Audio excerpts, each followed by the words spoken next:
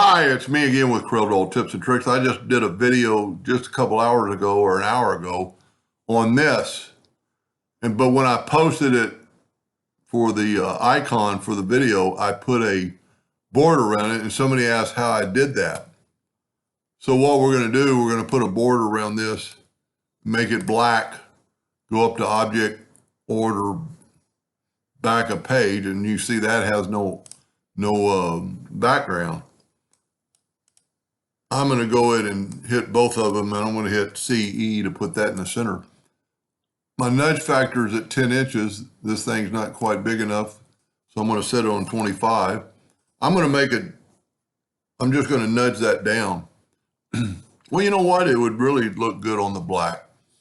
Now, so what I'm going to do now is take a rectangle, and this is a solid piece, so I can take the Smart Fill tool, and I'll fill it in with that color, and I'll move that over.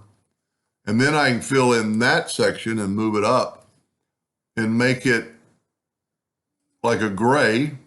And then I can go to Effects and Blur and Gaussian Blur and blur it to almost like the max and say, okay. Now, if I take that and nudge it back to my black, and it's got so much going on, it slowed down the computer. But whoop, had the Smart Fill still on. Now, if we take this blue, let's get rid of the outline. And let's take that blue and nudge it up and go up to Object, Order, Front of Page. It gives us that glow around it. Now, one thing I did not do, I didn't make it any bigger. It's still a glow.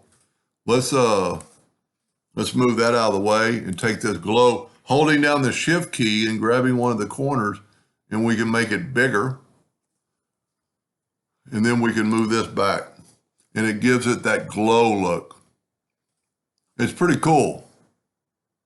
And then you could actually change the color of the center, and because it's taken away from the black, you could actually take your Smart Fill tool, set on black, and fill that in, and have the glow on just on the outside.